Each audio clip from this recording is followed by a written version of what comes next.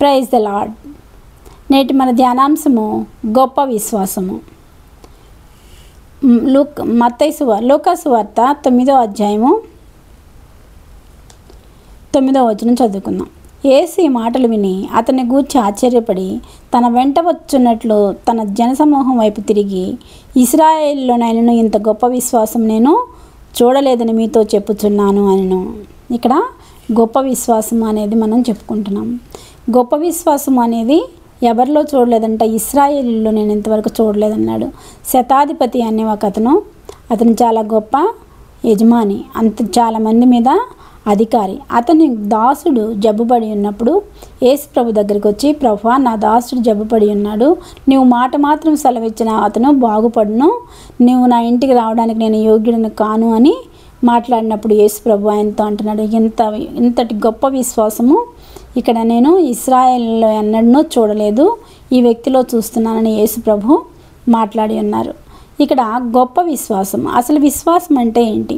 విశ్వాసము అన్నది నిరీక్షింపబడు వాటి యొక్క నిజీ స్వరూపమును అదృశ్యమై ఉన్నవి ఉన్నవనుటకు రుజువునై ఉన్నది. విశ్వాసం అన్నది నిరీక్షింపబడి వాటి యొక్క నిజస్వరూపమును అదృశ్యమైనవి ఉన్నవనుటకు రుజువై ఉన్నది. ఎప్పుడైతే అదృశ్యం మన కంటికి కనిపించకుండా ఉన్నాయి, అవి తప్పకుండా జరుగుతాయి అని మనకి నిజంగా మన మనసులో మనము నిర్ణయించుకున్నట్లయితే అది విశ్వాసంగా చెప్పబడుతుంది. గొప్ప విశ్వాసం అంటే అధికమైన విశ్వాసం. విశ్వాసములో 3 రకాలు ఉన్నాయండి. గొప్ప విశ్వాసము, అల్ప విశ్వాసము, అధికమైన విశ్వాసము, బలమైన విశ్వాసము, ఇన్ని రకాల విశ్వాసాలు ఉన్నాయి. ఆ విశ్వాసాల్లో మనం గొప్ప విశ్వాసం గురించి మాట్లాడుకుంటున్నాం. ఇక్కడ గొప్ప విశ్వాసం, శతాధిపతికి గొప్ప విశ్వాసం కలిగి ఉన్నదని, నీవు కోరినట్టు నీ దాసుడు బాగుపడినని యేసయ్య చెప్పడం జరిగింది. తర్వాత మత్తయి సువార్త 28లో 15వ అధ్యాయం 28వ వచనంలో కనాను స్త్రీ, ఆమె కుమార్తె జబ్బుపడి ఉంటుంది. ఆమె కుమార్తెను బాగు చేయమని యేసయ్య దగ్గరికి వచ్చి అడుగుతూ ఉంటుంది. యేసయ్య ఆమెను పట్టించుకోకుండా వెళ్ళిపోతూ ఉంటే శిష్యులు అంటారు, ఆమె ఎంతసేపటి నుంచి అడుగుతున్నది కదా ప్రభువా, ఆమెను పంపించి వేయమన్నప్పుడు, ఇశ్రాయేలుకు నేను పిల్లలకు వేయవలసిన రొట్టె ముక్కలను కుక్క పిల్లలకు ఏ రీతిని ఎద్దును అని అంటాడు.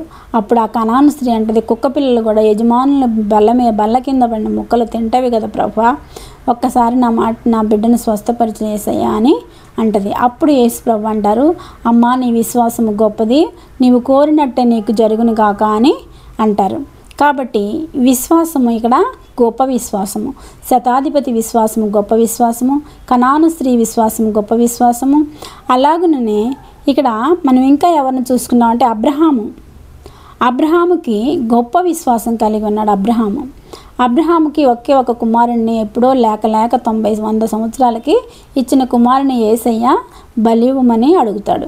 బలివ్వమని అడిగినప్పుడు విశ్వాసంతో దేవుడే చూసుకుంటాడు బలిని. కుమారుడు అడుగుతాడు, తండ్రి కట్టెలున్నవి అన్నీ ఉన్నవి, బలి పశువేది తండ్రి అన్నప్పుడు దేవుడే చూసుకుంటాడు అని విశ్వాసం, గొప్ప విశ్వాసంతో మాట్లాడాడు అబ్రహాం. కాబట్టి అలాంటి గొప్ప విశ్వాసం ఈ రోజుల్లో మనం కూడా కలిగి ఉండాలి. అద్భుత కార్యాలు జరగాలి అంటే గొప్ప విశ్వాసాన్ని మనం కలిగి ఉండాలి. సో దేవుడే చూసుకుంటాడని చెప్పి కుమారుడిని తీసుకెళ్ళి కట్టెలు పేర్చి కట్టెల మీద కుమారుడిని పండుకొని పెట్టినప్పుడు ఇస్సాకు మౌనముగా గొర్రె పిల్ల వల్లే తల వంచి తండ్రి చెప్పిన దానికి కట్టెల మీద పరుండి ఉంటాడు. కత్తి ఎత్తినప్పుడు యేసయ్య గొప్ప విశ్వాసంతో ఉన్న అబ్రహాము విశ్వాసాన్ని రుజువు చేశాడు. యేసయ్య దేవుడు ఏమన్నాడంటే, అబ్రహాము ఆగు, నీవు ఒక్కడానొక కుమారుడైనను నాకు ఇవ్వటానికి వెనుదీయనందుకు నేను నిన్ను అభినందిస్తున్నాను, నీ విశ్వాసం గొప్పది అని ప్రభు అయిన దేవుడు అబ్రహాముని ఆపి, అదిగో ఆ పొదలో చూడు అని చెప్పి గొర్రె పొట్టేల్ని చూపిస్తాడు. అప్పుడు ఆ గొర్రె పొట్టేల్ని తీసుకొచ్చి బలి ఇవ్వటం జరుగుతుంది. సో ఇక్కడ గొప్ప విశ్వాసము అనేది మనకి తెలుస్తుంది. మనం కూడా ఇలాంటి గొప్ప విశ్వాసాన్ని కలిగి ఉండాలని మనము నేర్చుకోవాలండి. గొప్ప విశ్వాసము అన్నీ ఉన్నది ఇక్కడ. అంతేకాకుండా ఇంకా ఎవరున్నారంటే గొప్ప విశ్వాసం కలిగిన స్త్రీలు. 12 సంవత్సరాల రక్తస్రావం కలిగిన స్త్రీ కూడా గొప్ప విశ్వాసంతోనే యేసయ్య వస్త్రాన్ని ముట్టుకుందండి. యేసయ్య వస్త్రాన్ని ముట్టుకుంది. కాబట్టి ఇక్కడ ఇస్సాకుని అర్పణగా ఇచ్చడానికి వెనుకాడిన అబ్రహాము, ఇస్సాకు తర్వాత ఇక్కడ గొప్ప విశ్వాసంతో మనకి కనిపిస్తున్నారు. అబ్రహాము ఇస్సాకు యాకోబు దేవా. అబ్రామును అడిగెను ప్రభువప్పుడు ఇసాకును అర్పణ ఇమ్మనెను.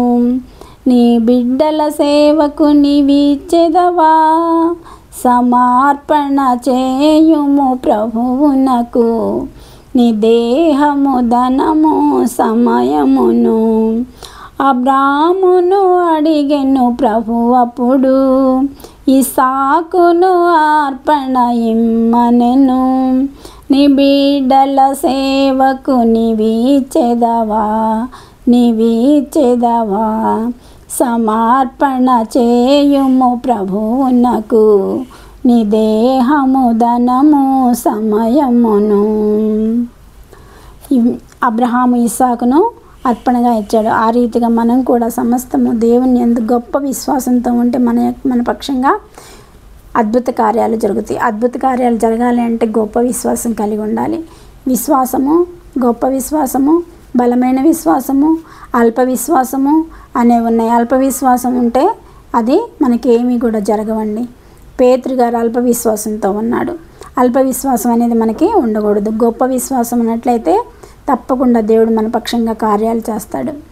దేవుడు మనం గొప్ప విశ్వాసంతో అనేకమైన అద్భుత కార్యాలు దేవుని దగ్గర నుండి పొందుకోవాలని కోరుకుంటూ ఈ చిన్న వాక్యాన్ని ముగిస్తున్నాను. చిన్న ప్రార్థన చేసుకున్నామండి. సర్వశక్తి మిక్కిలి కృపగలన ఘనమైన యేసురాజు మీ పాదములకు స్తుతులు స్తోత్రములు తండ్రి. అద్భుతకరడా, ఆశ్చర్యకరడా మీ పాదములకు స్తుతులు స్తోత్రములు నాయన. ఇదిగో ప్రభా, మీరు వినిపించిన వాక్యముకై వందనములు, స్తుతులు స్తోత్రములు. గొప్ప విశ్వాసమును కలిగి మేము ప్రభా మా జీవితంలో అద్భుత కార్యాలను పొందుకునేలాగా సహాయం చేయండి ప్రభా. అద్భుతకరడా, ఆశ్చర్యకరడా మేము మమ్మల్ని మీ కృపలో భద్రపరిచి మీ నామానికి మహిమార్థంగా గొప్ప విశ్వాసంతో మేము ఉండడానికి సహాయం చేయమని మా ప్రభును ప్రియకుమారుడైన యేసుక్రీస్తు నామమున అడుగుచున్నాను తండ్రి. ఆమెన్. నా వాక్యం ప్రతిరోజు వినాలనుకుంటే సబ్స్క్రైబ్ చేసుకోండి. అంతేకాదండి, షేర్ కూడా చేయండి.